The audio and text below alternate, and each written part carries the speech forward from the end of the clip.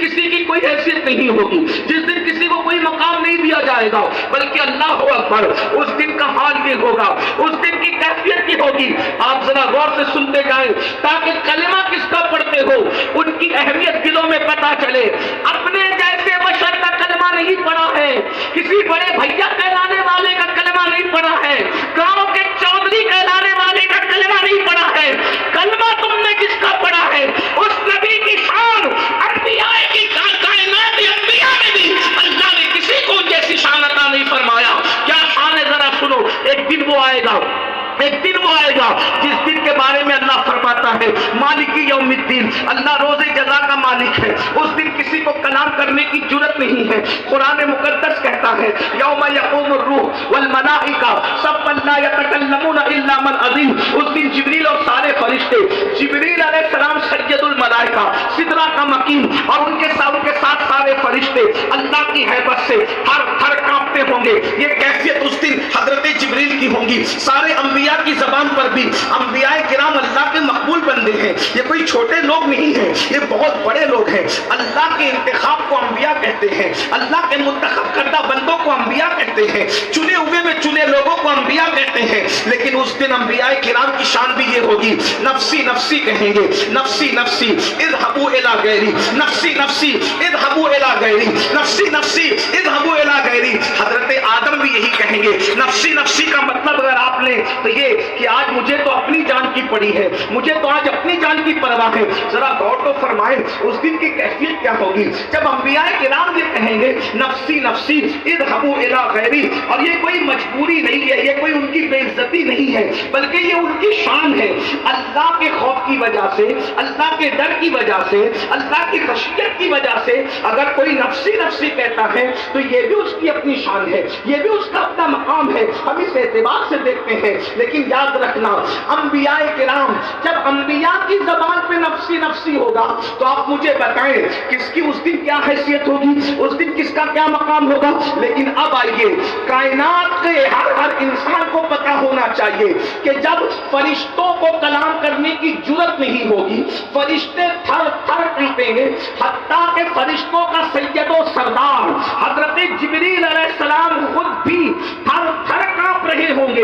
اس دن انبیاء کی زبان پہ نفسی نفسی ہوگا، کوئی اللہ کی بارگاہ میں حاضر ہونے کی ہمت اور جرت نہیں کرے گا، کوئی اللہ سے کلام کرنے کی ہمت اور جرت نہیں کرے گا۔ اس دن اللہ تمہارے اور میرے رسول کو وہ مقام عطا فرمائے گا کہ وہ مقام اللہ کسی کو عطا نہیں کرے گا۔ پہلے ان کی شہزادی کا ایک مقام سن لے، پھر اندازہ کر لینا جب بیٹی کو یہ مقام حاصل ہوگا تو بابا کو کیا مقام حاصل ہوگا۔ اسی دن جس دن کوئی کسی کا پرسان حال نہیں ہوگا، نہ ماں بیٹے کو پہچانے گی، نہ بیٹا ماں کو پہچانے گا۔ خون کے رشتے حرف غلط کی طرح مٹتے ہوں گے، خون کے رشتے خواب شرمندہ کی طرح ٹوٹتے ہوں گے۔ اللہ اکبر، اس دن جب سیدہ کائنات، مخدومہ کائنات، ملکہ فردوس سے بھری ام الحسنین سیدہ طیبہ طاہرہ عابدہ زاہدہ راکعہ ساجدہ نقیہ تقیہ زکیہ ام ابیہا ام الحسنین ملکہ فردوس سے بھری ملکہ قیامت فاتح عالمیار سیدہ فاطمہ الزہرا جب پلسرات سے گزرے گی تو 70,000 حوروں کو ان کی کنیزوں کی شکل میں ان کو گھیرا جائے گا اور ان کے ساتھ سیدہ اس شان سے گزرے گی کہ اعلان ہوگا میں شہوانوں گردن کو جھکا لو، آنکھوں کو بند کر لو، نبی کی شہزادی پلسرات سے گزر رہی ہے۔ اس پر اندازہ کریں جس کی شہزادی شان کی مالک ہوگی قیامت میں، جس کی بیٹی کو یہ مقام حاصل ہوگا، اس کے بابا کو اللہ کیا مقام عطا فرمائے گا۔ اب بابا کا مقام سنو، قرآن کہتا ہے وَمِنَ اللَّيْلِ فَتَهَجَّدْ بِهِ نَافِلَةً لَكَ۔ اے محبوب آپ تہجد پڑھیں۔ آئے اللہ محبوب سے فرما رہا ہے حبیب آپ تہجد کا اہتمام فرمائیں۔ وَمِنَ اللَّيْلِ فَتَهَجَّدْ بِهِ نَافِلَةً لَكَ، آپ تہجد کا اہتمام فرمائیں۔ کس کو کہا جا رہا ہے؟ محبوب کو۔ محبوب آپ تہجد پڑھیں. اس سے پتا چلا کہ محبوب پر تہجد کی نماز فرض ہے،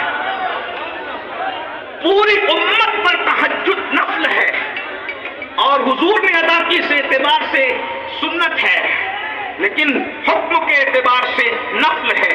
لیکن آقا علیہ الصلوۃ والتسلیم کا چونکہ ہر فعل سنت کہلاتا ہے، تو یہ حکم کے نفل اس کو کہتے ہیں کرو تو ثواب ملے گا، نہ کرو تو کوئی گناہ نہیں ہے.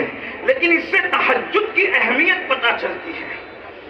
تو اللہ فرماتا ہے محبوب اب رات کو، اس سے پتہ چلا کہ تہجد صرف رات کو ادا ہو سکتی ہے، دن کو تہجد نہیں پڑھی جا سکتی.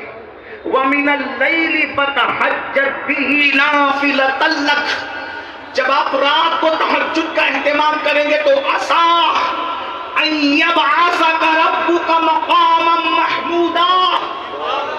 آپ جب تہجد کا اہتمام کریں گے اس امید پر تو اللہ آپ کو مقام محمود عطا فرمائے گا. اور یہ مقام محمود صرف مصطفیٰ جان رحمت کی شان ہے. اب آگے بڑھنے سے پہلے صرف ایک پیغام دینا چاہتا ہوں. جب نبی کو کہا جا رہا ہے اگر مقام محمود چاہیے تو اہتمام تہجد فرمائیے، اگر مقام محمود چاہیے تو اہتمام تہجد فرمائیے. اس سے پتا چلا کہ محبوب تہجد پڑھیں تو انہیں مقام ان کے لیے محمود میں لکھ دیا گیا ہے، لیکن اس تک پہنچنے کے لیے ان کے علاوہ اور کسی کا مقدر نہیں ہے.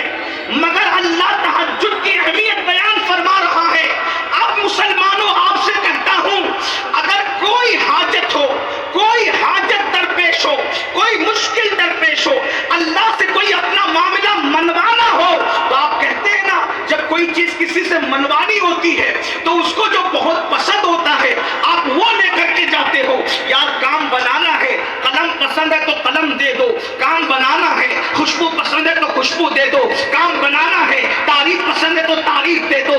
کام بنانا ہے، کپڑے پسند ہے تو کپڑے دے دو. بلا تمثیل قدرت کے یہاں اگر کام بنانا ہے، بڑے سے بڑا کام بنانا ہے تو جب سب سو جائیں آدھی رات کو اٹھو اور اٹھ کر کے تازہ وضو کرو اور وضو کر کے تہجد پڑھو اور پھر اللہ کے یہاں گر گراؤ. انشاءاللہ آپ جو مراد مانگو گے اللہ وعدہ فرماتا ہے جب میرے بندے سو جاتے ہیں اور کوئی نماز پڑھ کے میری بارگاہ میں گر گراتا ہے، ہم اس کو مانگی ہوئی نہیں دیتے صرف، بلکہ جو مانگتا ہے مانگنے سے سوا عطا کرتے ہیں. آج مصیبتوں کو لے کر کے تم بہت پریشان ہو میرے بھائی. یہ بچے کی پریشانی، وہ بیٹی کی تکلیف، وہ رشتہ نہیں آتا، وہ گھر میں مصیبت. تہجد پڑھ کر تو دیکھیے، اللہ اکبر. لیکن میں ان لوگ اس قوم سے مخاطب ہوں کہ جو قوم فجر نہیں پڑھتی، اس کو میں تہجد کی بات کر رہا ہوں. لیکن ہم لوگ مایوس نہیں ہیں. نہیں اقبال مایوس اپنی کشت ویراں سے، ذرا نم ہو تو یہ مٹی بڑی زرخیز ہے ساقی، کوئی تو سنے گا، کوئی تو عمل کرے گا. اور اتنے بڑے جلسے میں میرے کسی ایک بھائی نے بھی عمل کر لیا. میرے بھائی تہجد پڑھ کے دیکھو. لیکن تہجد اسی کی قبول ہے جو پانچوں وقت کی پڑھتا ہے پھر تہجد پڑھتا ہے. ایسا نہیں ہوگا کہ نہ فجر پڑھی نہ عشاء پڑھی اور تہجد کے لیے کھڑے ہو گئے. ایسا نہیں. تہجد کی برکت کیا ہے؟ جس طریقے سے ورزش کرنے سے ہماری باڈی بنتی ہے، ویسے تہجد پڑھنے سے ہماری روح طاقتور ہوتی ہے. اور جب روح طاقتور، توجہ کرنا، جب ہماری باڈی، ہمارا جسم طاقتور ہوتا ہے تو اللہ اکبر، پہلی چیز تو ہم خوبصورت نظر آتے ہیں، دوسری چیز ہم ہر کام کر لیتے ہیں.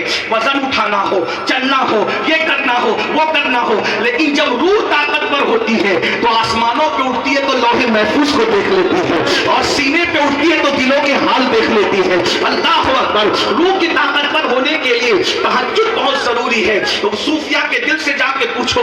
حضرت ہمارے مرشد سیدنا مخدوم اشرف جہانگیر سمنانی رضی اللہ تعالیٰ عنہ ارشاد فرماتے ہیں صبح کے وقت جاگ کر، یعنی آخری رات کے آخری پہر میں عبادت کر کے مجھے جو مقام اور مرتبے حاصل ہوئے ہیں، کسی عبادت کی وجہ سے وہ مقام مجھے حاصل نہ ہو سکا.